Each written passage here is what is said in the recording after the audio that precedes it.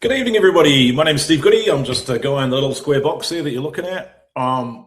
Thank you so much for everybody being here and being on time. I'm really excited about this. This is a subject that's very, very dear to my heart, and there's absolutely a reason for that.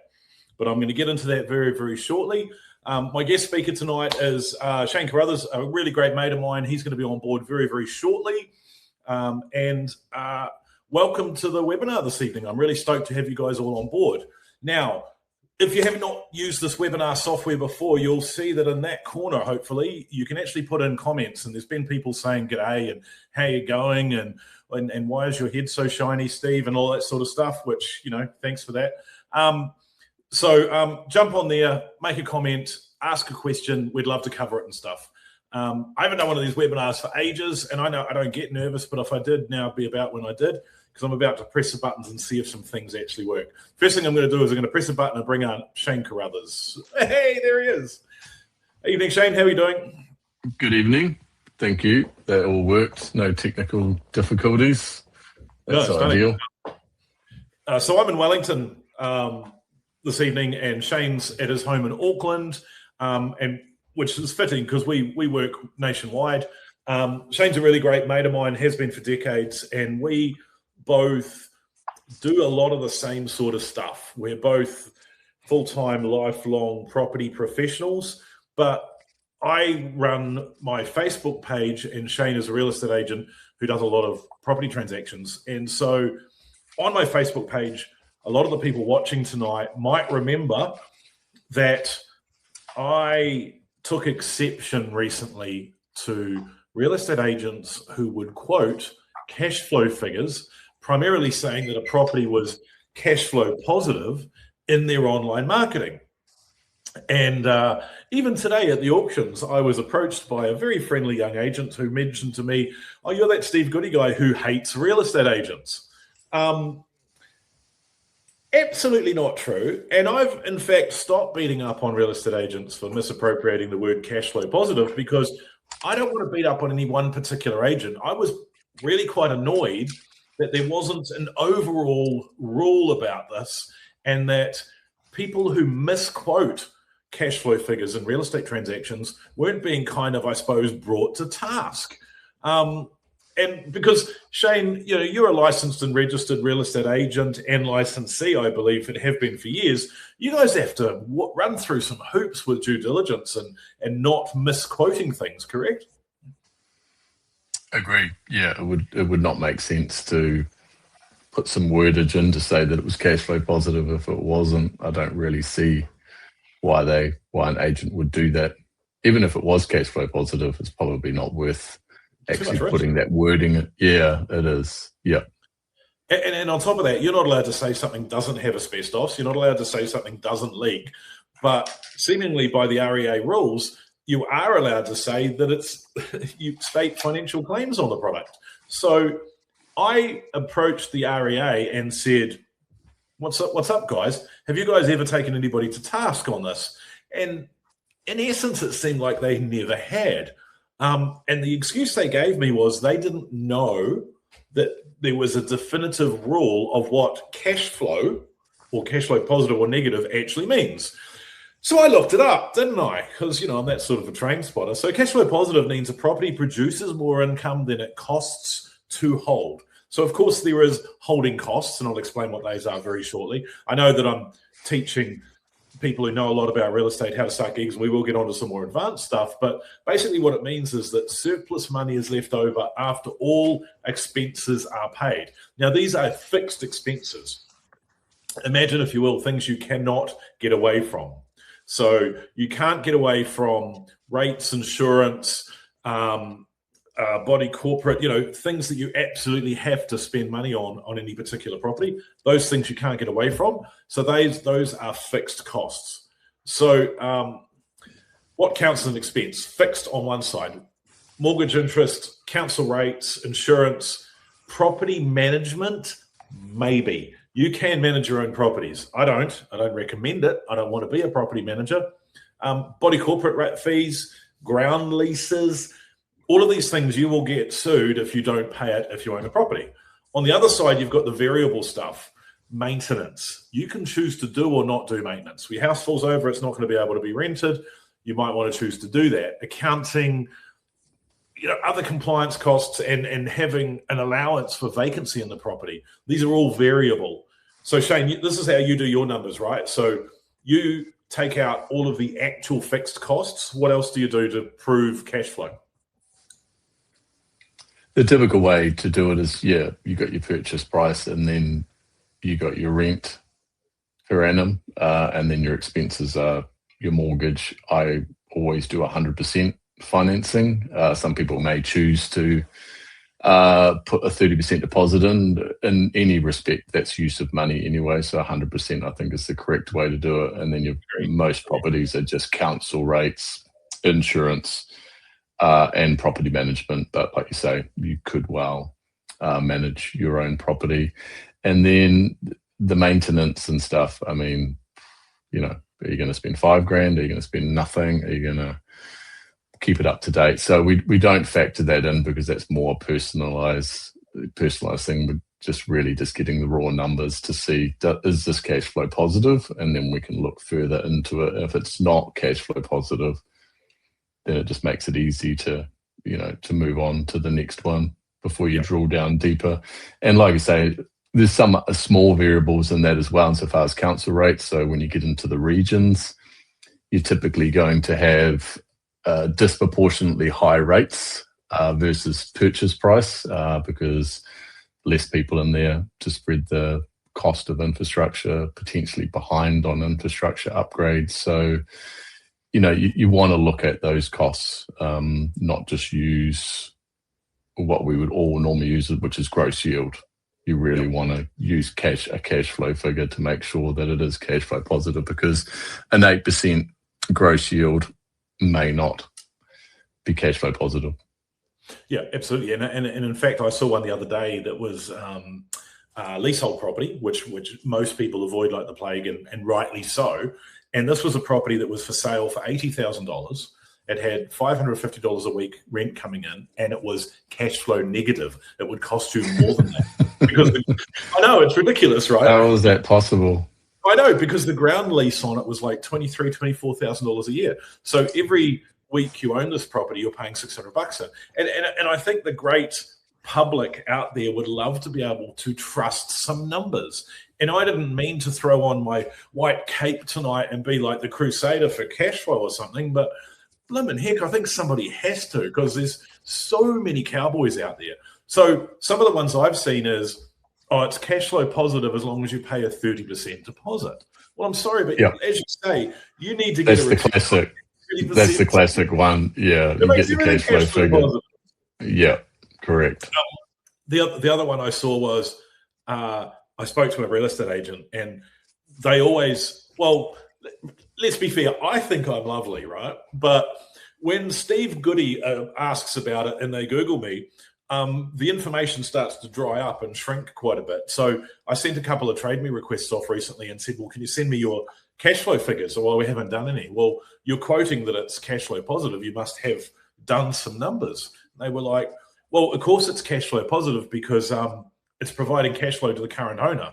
I said, well, how does that work? And they went, well, he doesn't have a mortgage. Yeah. So that was the... That would work. That'd be great. Yeah. Oh, awesome. Well, if he gifts me the property, it'll be cash flow positive for me as well. I've just stood all of the lines, honestly, and it does wind me up. So when you're figuring out cash flow, you have to use an interest rate, correct? You need to use what interest rate do you use? Typically using a 1 year to 18 months would be probably your best bets, where most people are going to be locking it in, which is about 4.5%.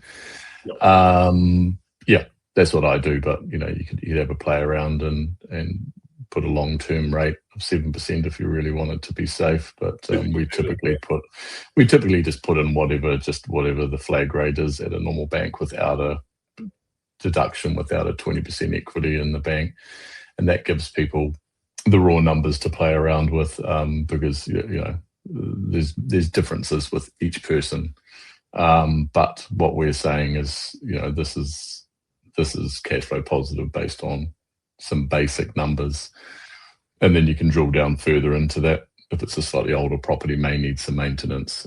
If it's brand new, etc. Yeah. Yep.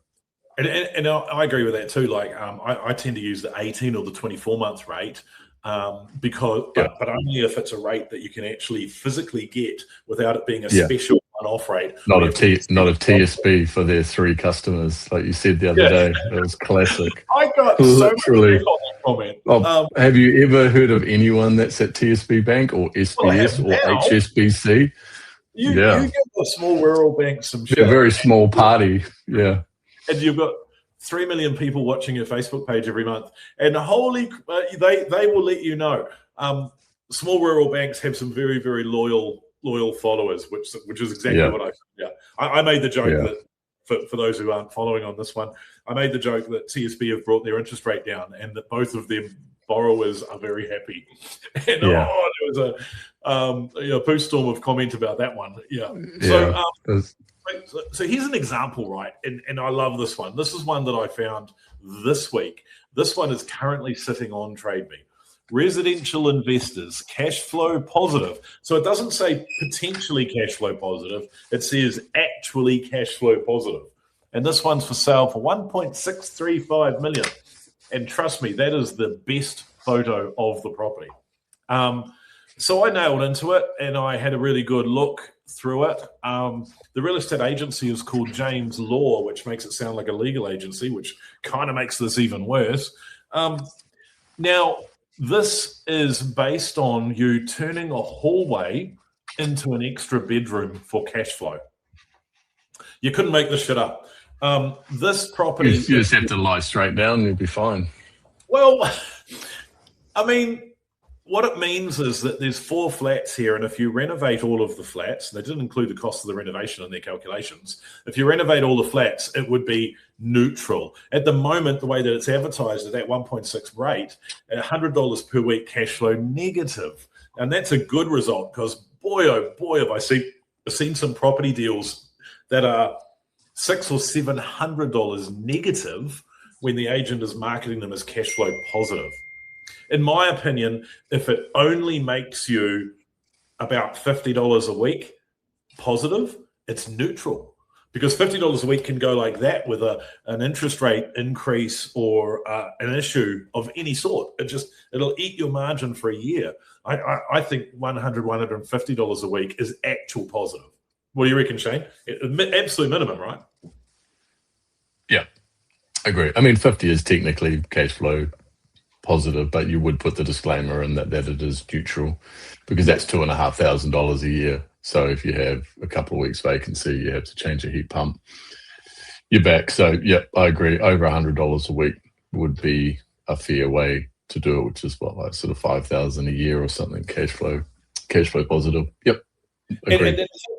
And I push this with my clients quite heavily is, when you've got a 4-flat property like the one on the screen at the moment, and there's an X number of rent coming in, the agent and the vendor are figuring out what is neutral or slightly negative, and that's how they're pricing it.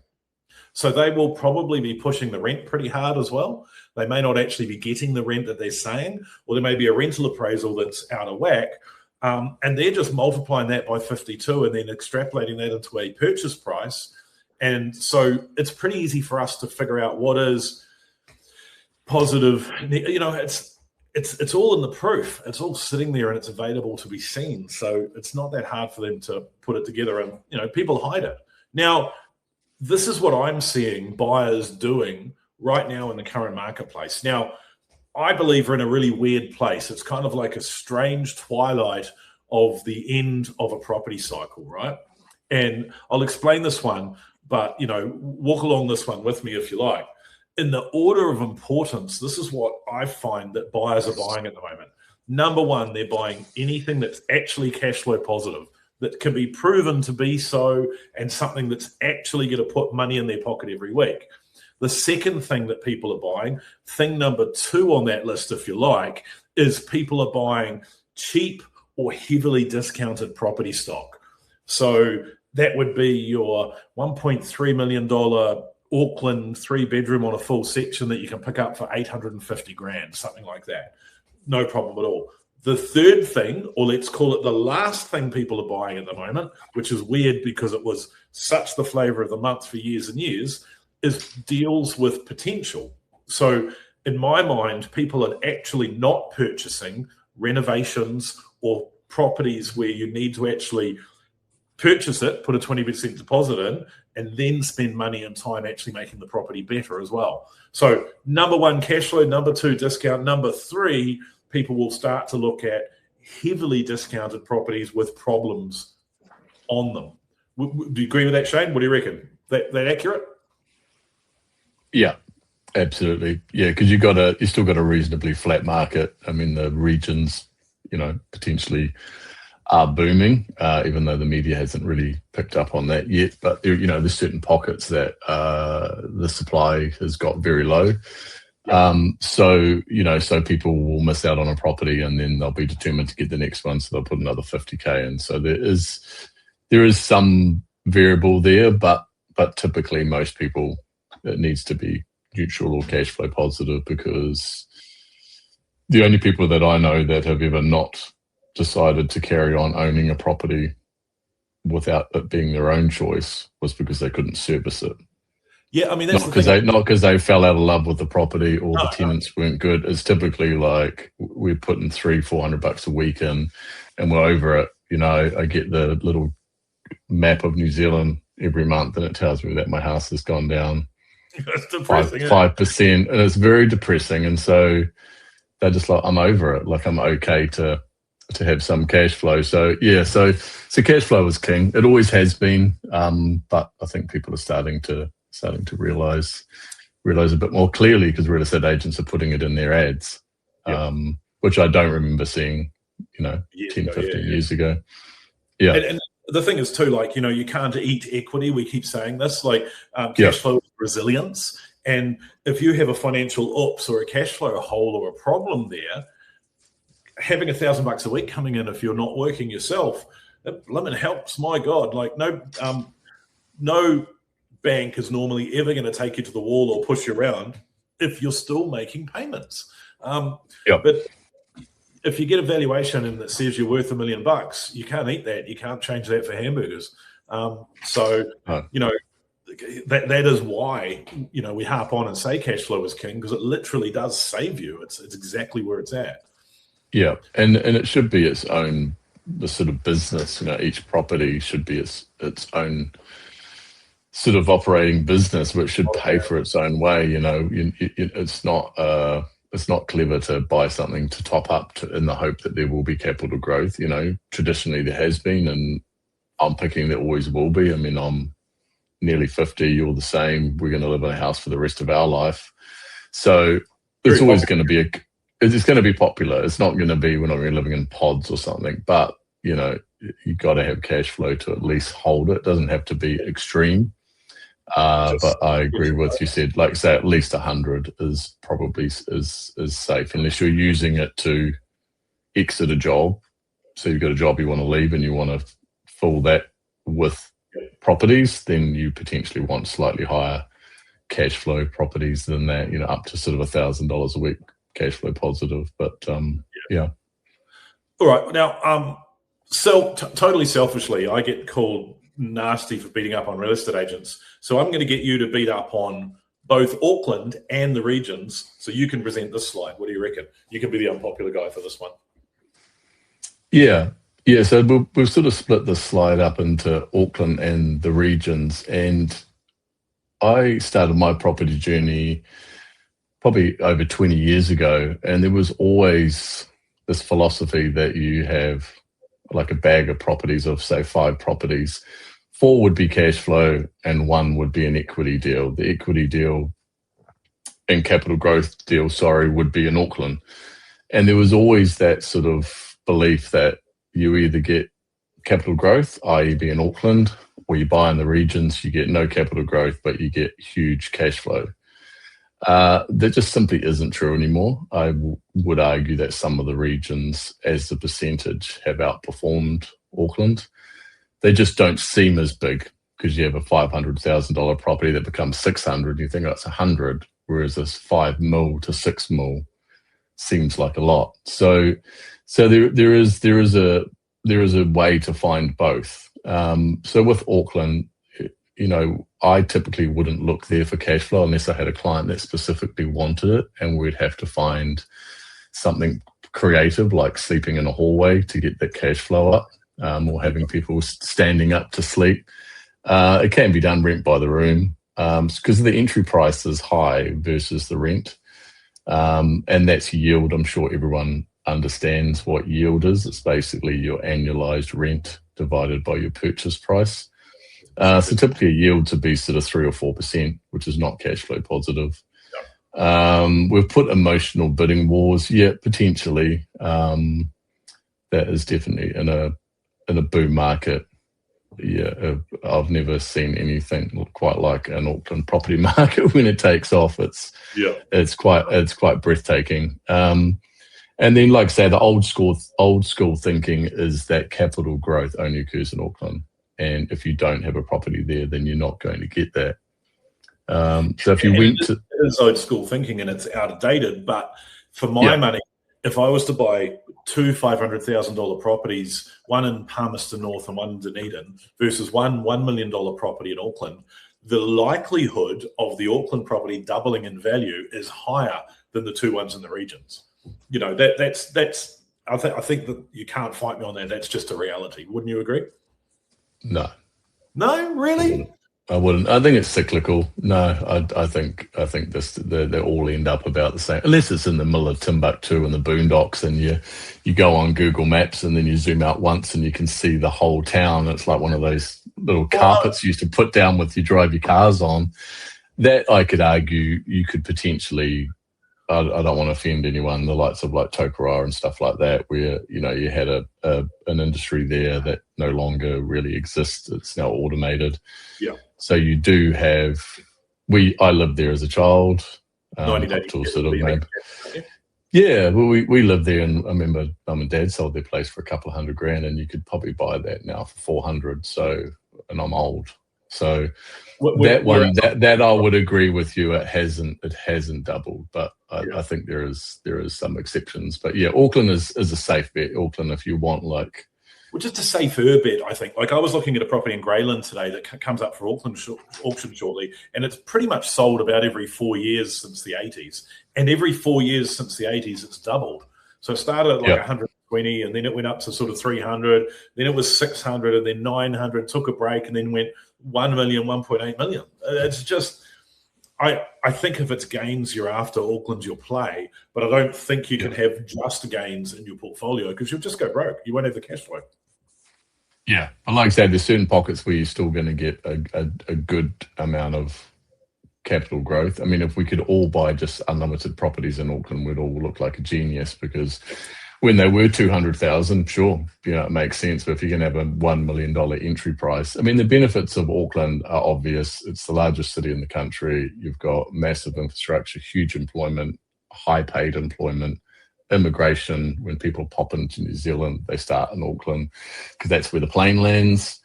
And it's growing. So, it's a great thing. And I really wish that we all had the money to just continuously buy Auckland.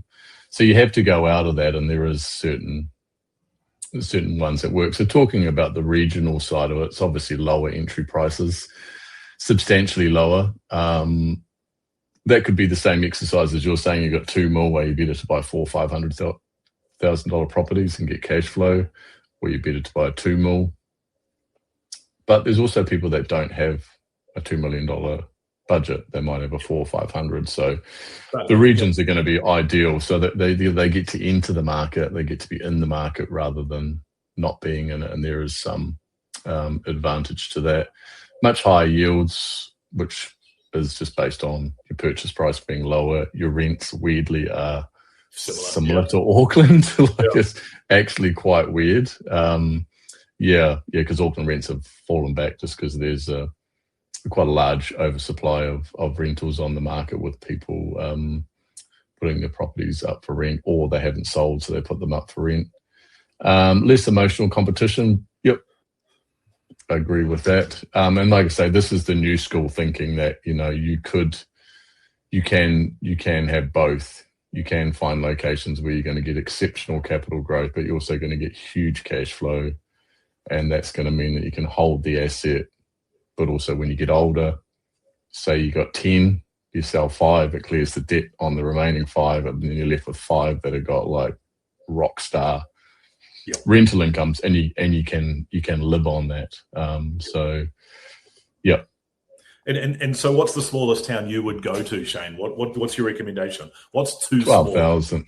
12,000's below that would be too small. We have sold ones that are lower than that, but they were ones that's where that person wanted a property. They knew it. They had other rentals there. I think getting under 12,000 is it just makes the risks higher. So the good thing with property is, and that's why me and you do it, is because one, you don't have to really be that super creative if you don't want to. You can be, but you can also be very analytical, and you can set some buying rules and just stick to those. And it makes it easy to make a decision rather than going, oh, do we want the pink one or the blue one or do you want that one? We can just say, I've got a yield requirement and I've got a location requirement. And then if that all fits in, then it works. So yeah, so if you go under 12,000, you're potentially going to have much lower quality tenants, which that's not a big issue in itself, but it could be for some people.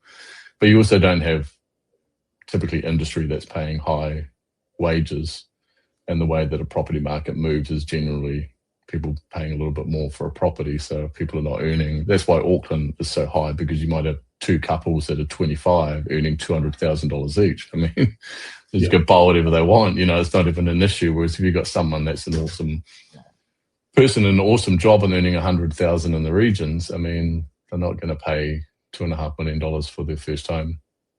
So that's your risk. And also, like say, the lower quality of tenants. And you could actually, I haven't heard of anyone not getting a property rented because there wasn't a tenant.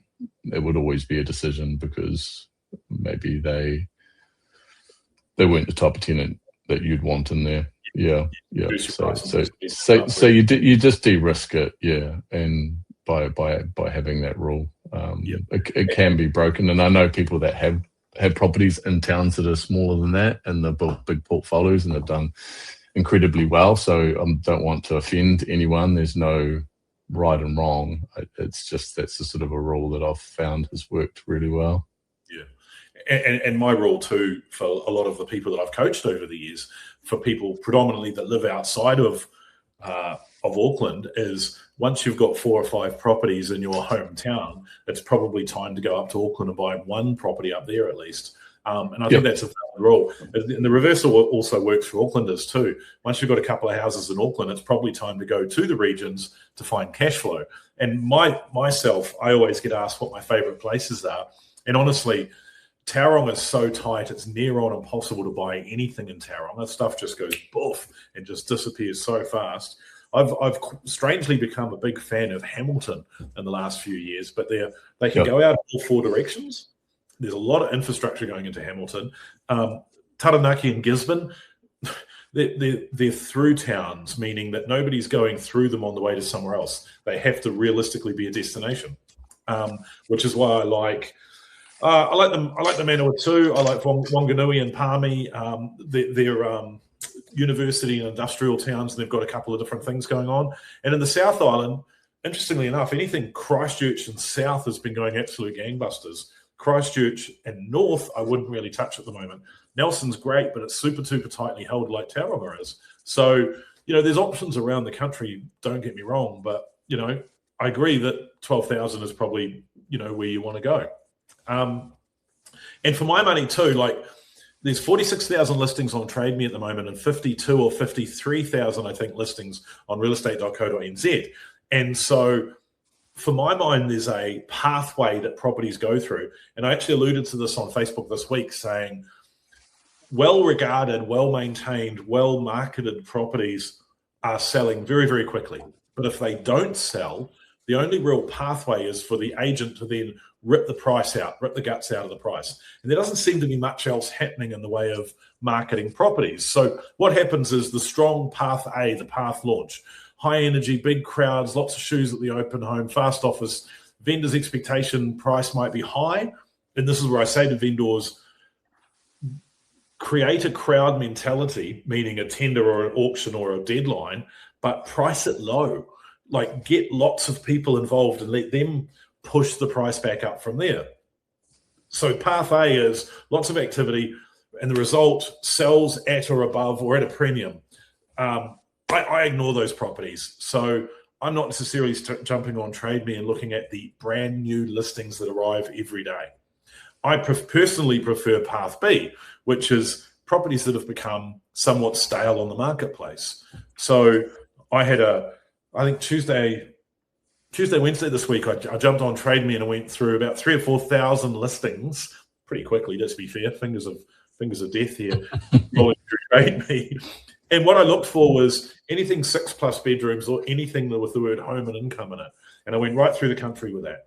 And what you find is a lot of really stale listings. So the marketing gets put out at a high price point. They don't get that. They bring it down. By the time they start bringing the price down, people aren't watching anymore, because what you see happen when you list something on Trade Me is it gets a crap load of views in the first day. And that's because it suits people's search criteria and it's popping up in everybody's email and they're all going to look at it. Once it gets stale like that, bringing the price down, you have to actually overdo that to make it work and actually sell. So what then happens is the vendor gets feedback reports from their lovely local agent saying, yeah, we had 3 people through today, nobody interested. We had 6 people through, there might be 1 interested. And this starts conditioning the vendor. Their expectation starts to triple down. Going to the market's just telling us it's not at that level. And these are the properties that I'm targeting. So I'm not particularly targeting properties that have been on the market a month. I'm trying to target properties that have been in one complete sale process and failed to sell. And what I mean by that is properties that have just gone completely stale or unseen on the market. At least 45 days plus or 90 days plus sitting on the market.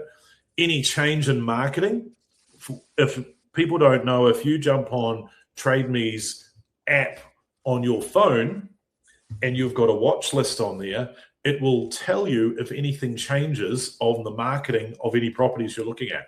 So it gives you all of that information. So that's when a property goes from auction to a deadline or auction to price by negotiation.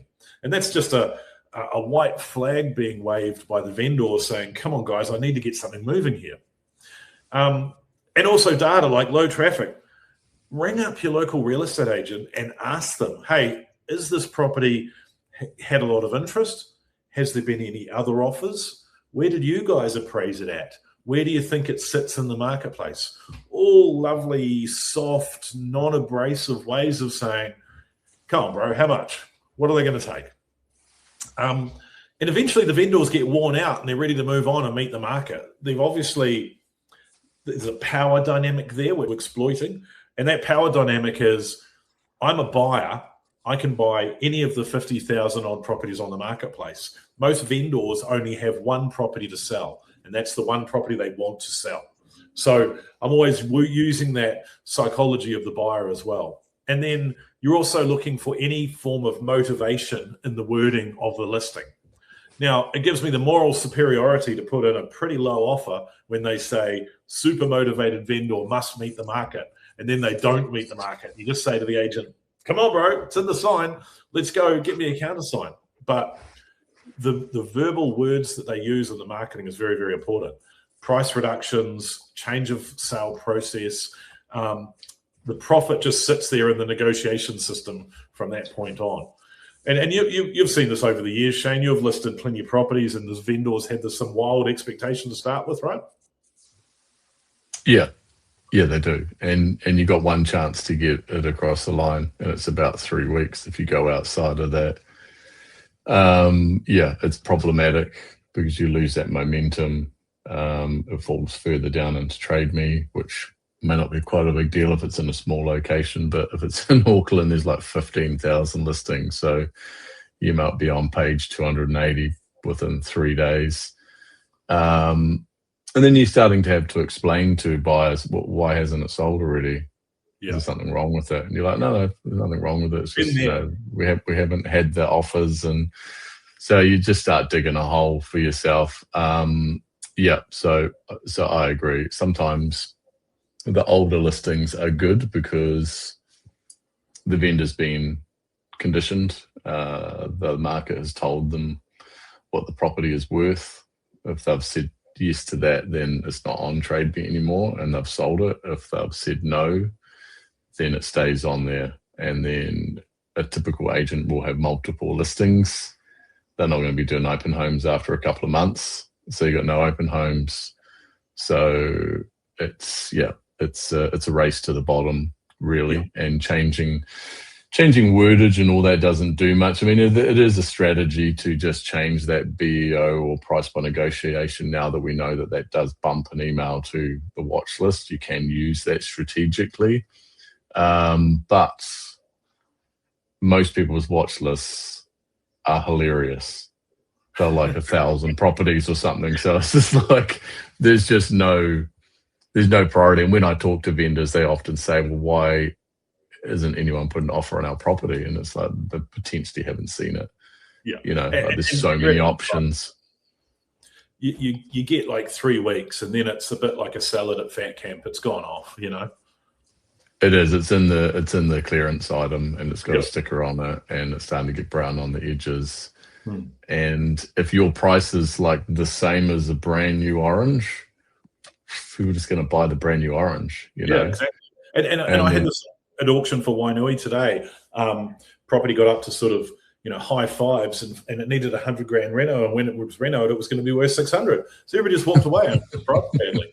And that's also why I think I'm quite famous for saying that I love auctions, and I do.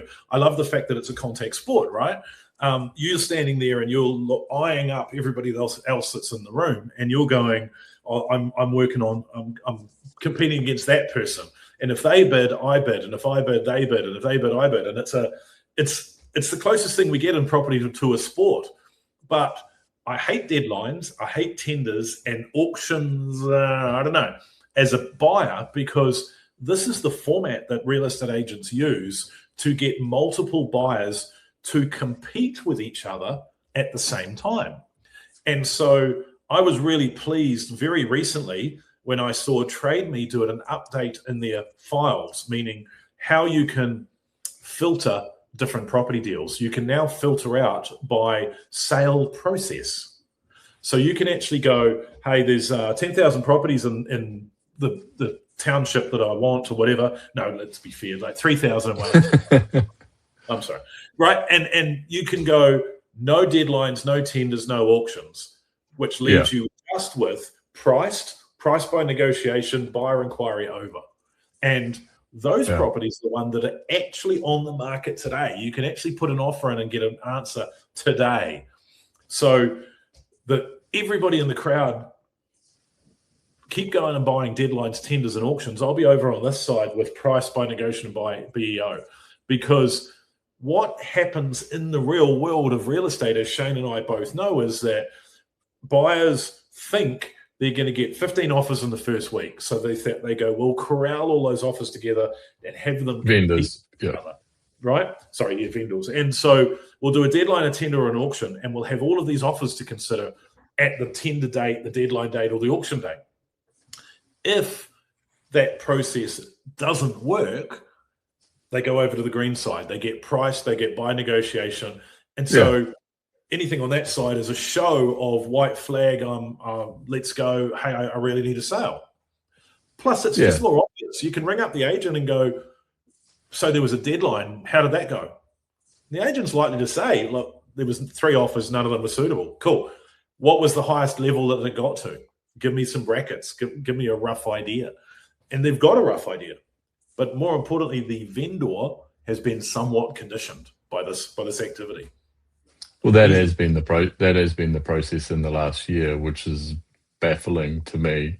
And there's some logic in it that could make sense in a hot market, as you got a call to action, you've got a short time frame, which pushes your property to the front, and then you get people into some urgency to deliver. So it's like a Boxing Day sale. Like if you don't purchase during this time, it might not be there. So that's fine in a hot market, and there's nothing fairer or more demonstrative, I don't know if that's a real word, of a property being sold at what it's worth in an auction, because it literally gets sold to the person that pays, who could pay $1 more and you own it. So I like that. But what agents have traditionally done in the last 18 months, because I think they're just so programmed to be in what's called a campaign, is they take it to auction, they sell the vendor on the Holy Grail, it goes to auction, it passes in, then it goes to online, either priced, which is great, that's probably the right thing to do, or it goes on by price by negotiation. And then you ring the agent up and the agent's like, well, we haven't had enough feedback. And it's just like, well, you've appraised the property, you know what the property's worth. Yeah, so give me a guide, because I'm not just going to like keep shooting numbers. Is it $1? Is it 500,000? So you're right. That has been kind of the standard operating procedure. Auction, doesn't sell, goes online, gets to 2 months, falls to the back of Trade Me. It's just a dead duck. So an obvious target for a deal. So you're right. Your strategy is correct to do that rather than new listings. I still look at new listings because I can get deals even on new listings, but the smart play is old expired listings. Yeah. Just literally sort from, what is it, oldest to newest or something, and just go back through the pages. Page 381. And we're not being theoretical here, guys. Like Shane and I have both been trading properties for decades, but also trading properties this week. And we've done transactions this side of Christmas and all through December as well. Like we're doing some big numbers, and we're getting a lot of property offers out there, and we are at the absolute coalface. And I think that's really important. We're not being conceptual here. This is actually how we find deals and get stuff done.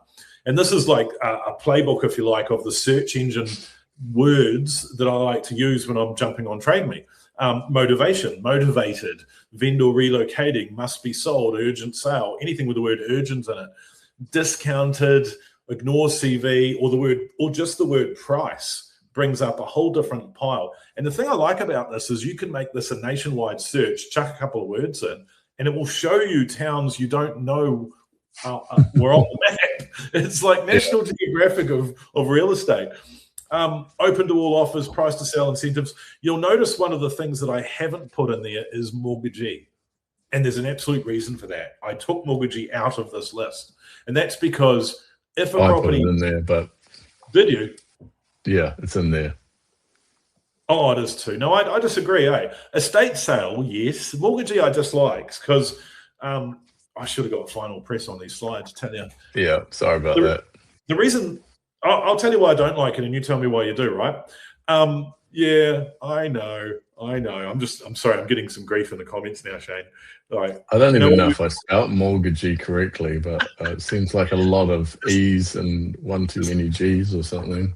Please don't make anybody make me spell contemporaneous. Yeah. Anyway, so my position on mortgagee sale is if you've got a vendor who's really super motivated to sell their property to a point because their bank is leaning down and breathing down their neck, before it becomes a mortgagee sale is the best time to do it. Now, I had a situation like this very recently where I put some offers on a property. It went mortgagee, and it sold for way more than I would have paid as a mortgagee sale, because everybody searches mortgagee and everybody thinks it's the guarantee of a transaction actually occurring, and I disagree. So why did you, against my best wishes, put mortgagee back in? Yeah, I agree with you. It's a fantastic strategy to make people think that they're going to get a deal, and then you get a whole lot more inquiry. The reason I like it is because you get introduced to agents that have stock that could be pre-mortgagee. Typically, banks will have certain agents in each location that when they have delinquent clients, they will talk to them about shifting the asset. So it's really about just getting a relationship with that agent to say, if you get something that's not quite at mortgagee and the vendors don't necessarily want the embarrassment of it being listed on a public site. I'm a cash buyer, so that's why I like it. But I agree 100% that once it's at Mortgagee on there, that's it's you get more.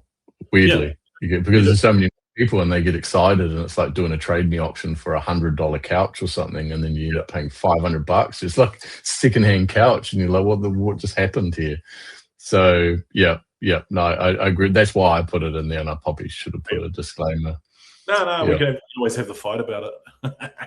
So what are we going to look at now? Inside the deal room. So Shane's got a very good website, Cashflow Property, and we're going to do a quick walk through Shane's website, and I'm going to show you what it looks like. If you want to explain how you do it, and I'll try and figure out how to do a screen share so I can actually show it to people.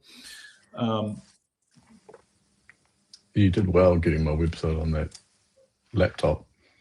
Yeah, so Cashflow Property. So I sort of worked out about 20 years ago that, cash flow positive properties was sort of the king, and that was really the only sort of strategy that I liked. And I bought, 3 or 4 properties pretty quickly that were cash flow positive. And then the bank said, we don't just continuously lend to people, which I thought was a bit unfair. But I was good at finding cash flow properties. So that's where the business sort of came out of, is that I was finding deals for clients, and then that database has just grown over the last 20 years of other people looking for actually cash flow positive properties. So we have a couple of things we do. We do send out regular emails a couple of times a week with deals that are in there that are cash flow positive. And we also have a bespoke service where we can actually work one-on-one with people and find them exactly what they need, because there's a few different types. Some people that are just currently looking, roundabout, and then there's other people that are committed. They've got finance approval. They know what the rental yield is they need, and they know the price range, and they have some location, so we can work one-on-one with them. And we get involved in all aspects of the purchase as much as you need us involved. We do due diligence, put you in contact with building inspectors and rental managers, so you can have a sort of smooth process. We can recommend mortgage brokers as well.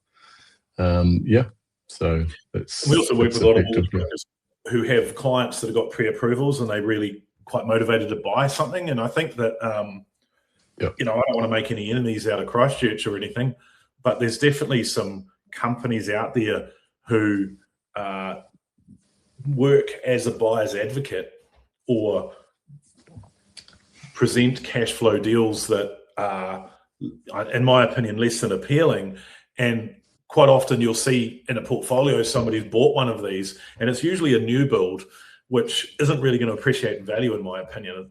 And I'm not going to make any enemies, as I say, Opus. And people buy one, but they never buy 2, because it just doesn't work financially for them. And we're just trying to have a little bit more clarity, I suppose, in reality. So you wanted me to show a couple of these deals tonight, Shane. Which ones did you want me to jump into? So I think if we jump into the 4x2 beds, the Karori, the Epsom one, which would be, So you want to talk us through this bad boy? Yeah, so just scroll down a little bit to where the text is.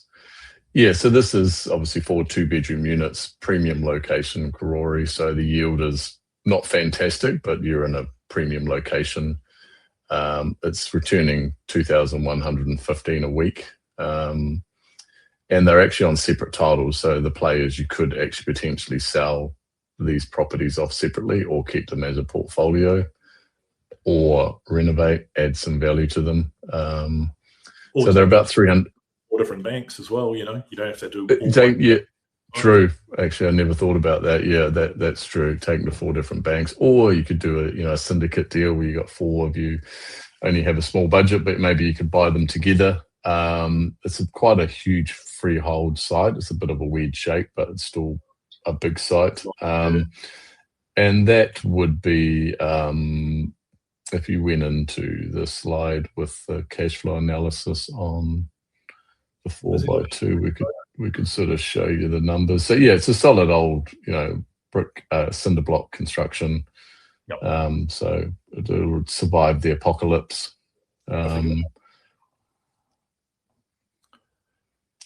Yeah, so go down that one there. Yeah, so it is sort of priced by negotiation, but we price them anyway just so you can do yield numbers around 1450.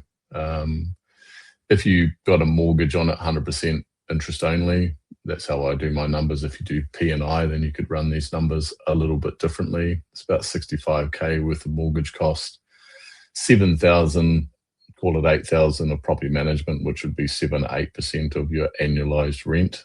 And then the rate's 11,000, insurance 10,000.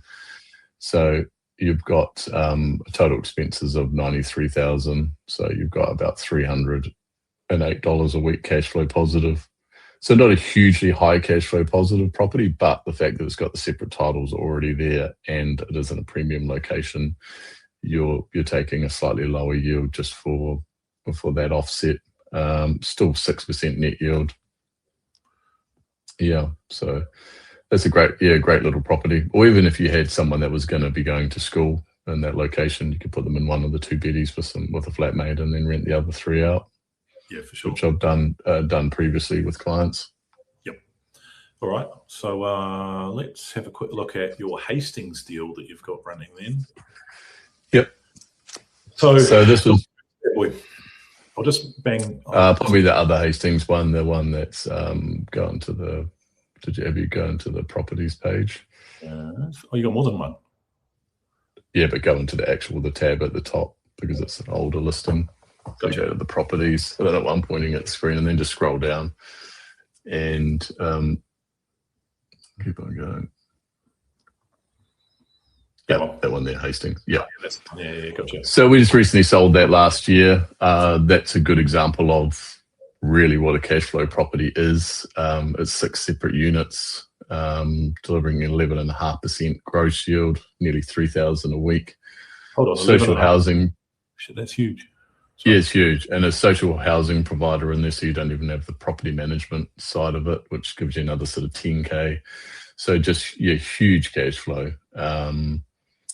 And separate units. So if you're not sort of into sort of rent by the room, $1,000 a week cash flow positive. I think it's actually more than that. I think it's about 1,200 to 1,300, but I pulled it back a bit to add a margin for people. And they've already had that revalued higher, and it will potentially be higher again the following year because the rent's so high that a valuer cannot traditionally value it based on comparables. They'd have to use cap rate, which is a commercial way of ascertaining it.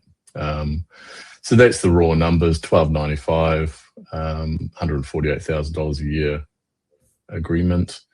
You'd have 60K worth of mortgage costs, 100% lending. You got decent amount of rates.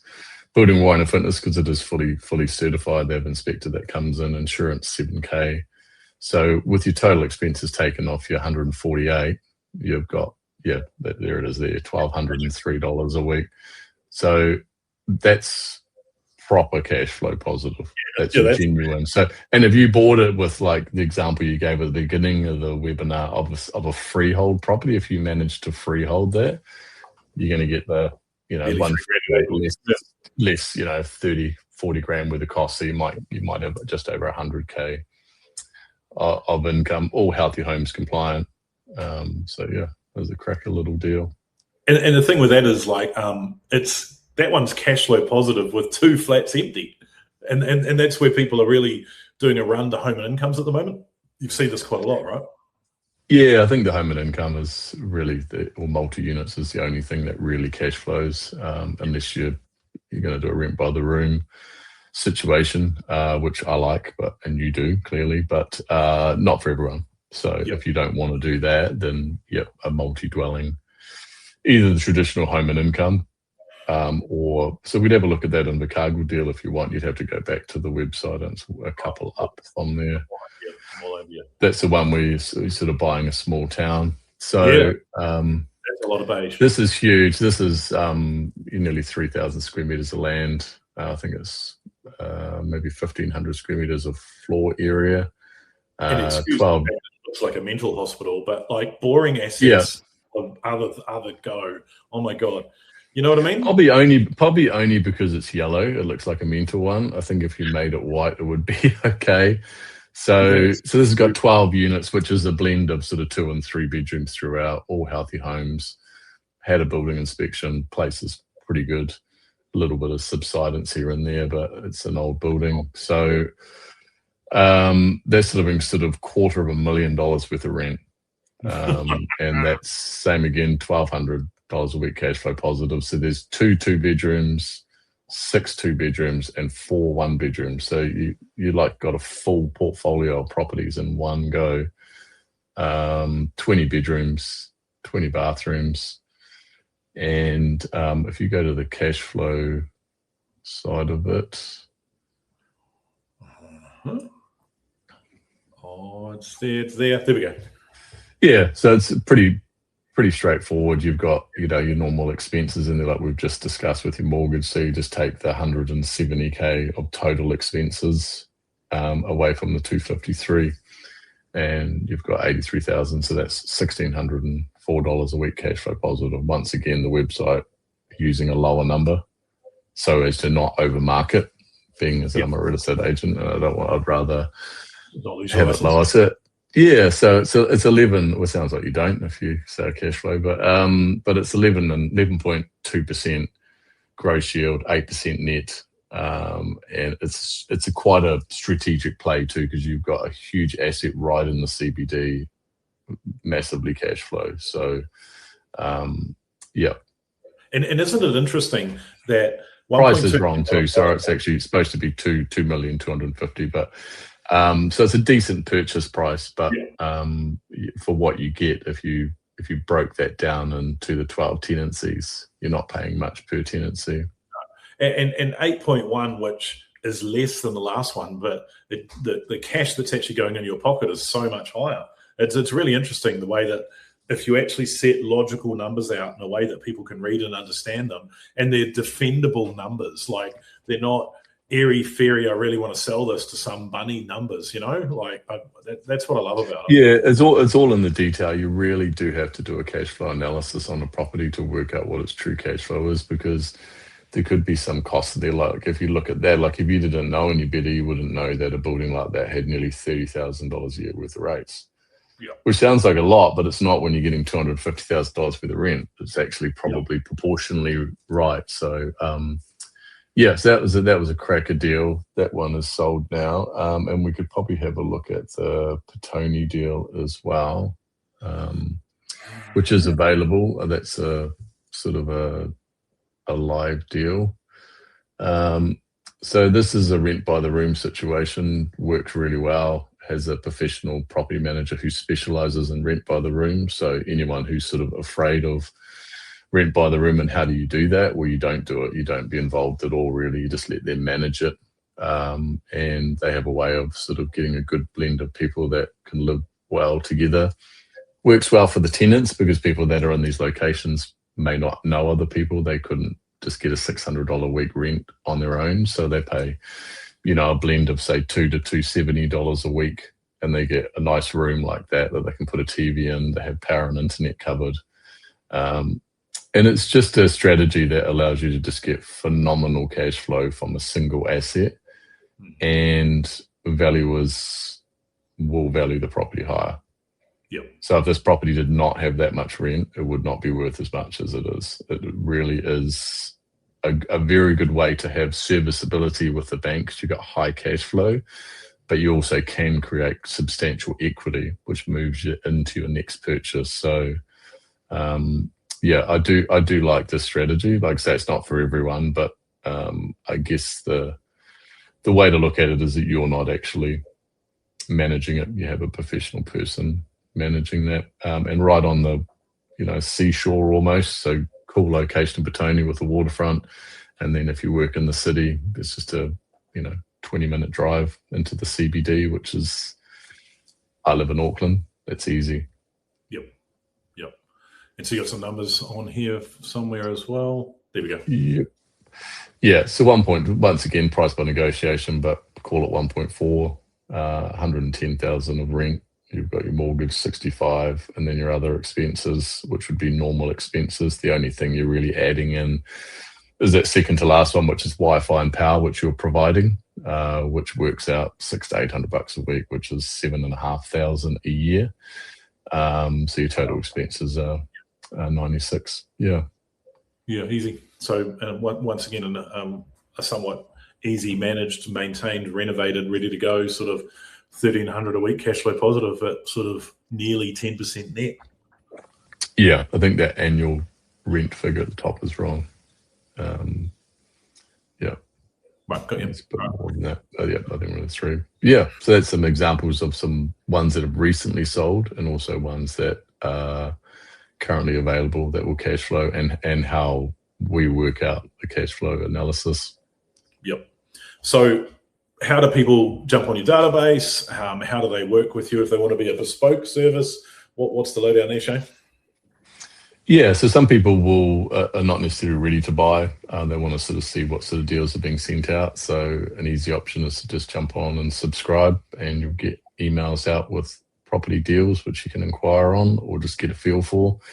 If you're ready to buy now, and you're maybe over looking at 3,000 listings like Steve did, we could work one-on-one with you to find you exactly what you need to your criteria insofar as yield, location, and price point. And we've got those links in the comments now, and we will leave this up after we've finished doing a Q&A at the end of this webinar as well. And I'll also email you out, everybody that's on the webinar tonight, these links as well.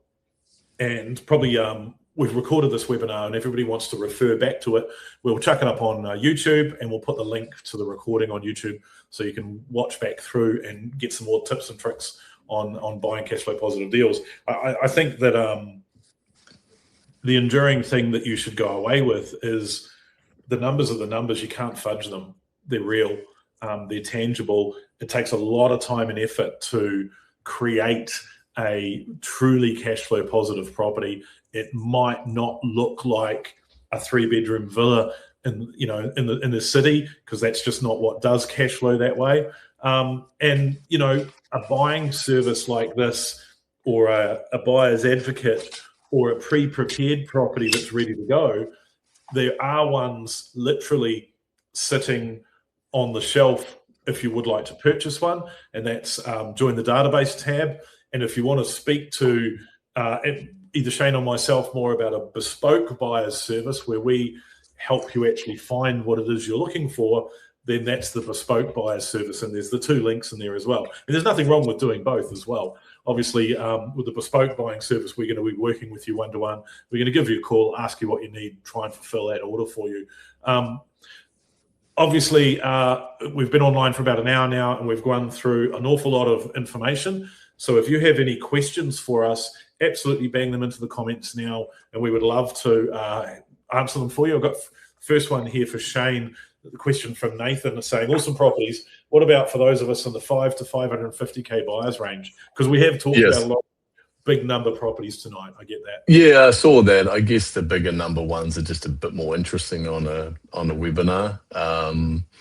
But yeah, we do. Yeah, there's a couple on there that are sort of under 500K. There's one in Wellington, one in Hastings, sort of 450. And they're still high yields, 8 to 9%, and they still cash flow $100, $150 a week. So yep, absolutely. Yeah, that's actually where most of the buyers are, is that sort of 5 to 700K.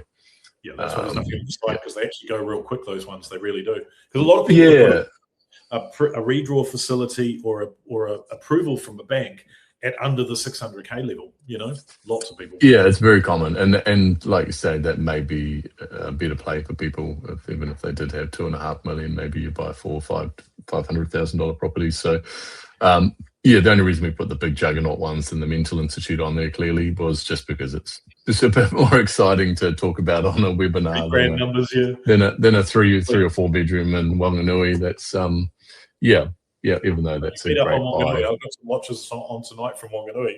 Oh yeah, my apologies. They will. Yeah, I'll knock on the door. Yeah. one of the questions I've got for you then, Shane, is there anything that you absolutely wouldn't touch? Because you and I have this robust conversation about things that are an absolute no. Is there anything in your book that is an absolute no? Yeah, leasehold, obviously. It makes no sense. You'd need your head read. You'd never convince me that it's ever a good play, unless you know. Well, even if you were buying it and you're only going to say live for another 5 years, I don't see it. Or if you buy all the leaseholds and then you buy the land lease, then that could be good. I'm not a huge fan of an inner city apartment if it's older. Yeah, you and I are on the same track there to a degree. I've obviously been negotiating a few lately, and Shane's been giving me the tut-tut, which is fair. But I don't know. A lot of people want a big inner city apartment. A lot of people just want cash flow and they think it's low maintenance. But in my opinion, the rate of body corporate and insurance eats the gains so often. Yeah, so it's not a hard and fast, but it's just for me. I like to own the land. I like to have control of maintenance. If I don't want to paint the roof for 20 years and put a bit of duct tape up there, then that's the way I like to do it. I'm not a huge fan of a super small town, even though the cash flow is good. And like I say, I know people that have whole portfolios in there and have done exceptionally well. So, for me, there is batches and Airbnbs on lakes and beaches, waterfront stuff. They can work. They can work, but not 10 of them. Yeah, like I say, if there's nothing wrong with having an Airbnb. For sure, especially if you use it as well. You gotta eventually. You can't be a property investor forever and have no toys and no fun and just be like a boring guy with wears a t-shirt and doesn't do anything. If you've got cash flow, then maybe you I want a property that we can use, but I've got an investor mindset. So an Airbnb would give you a good blend of that, where you still has income when you're not using it, and then when you use it, you just block it out. I think that's a great idea, and they're typically in awesome locations, which are going to appreciate in price. But yeah, that would be my only rules. I don't necessarily like monoclad stuff either, but once again, it's a little bit like the meth sort of thing. It is kind of a bit overplayed how bad it is, because obviously not all monoclads leak, and some are totally fine and they can be reclad now cheaper. So it's just, I'm old school. I like a bit of weatherboard or brick, just easy to understand. So that would be me. So that's what you would do, what you wouldn't do, what you stay away from.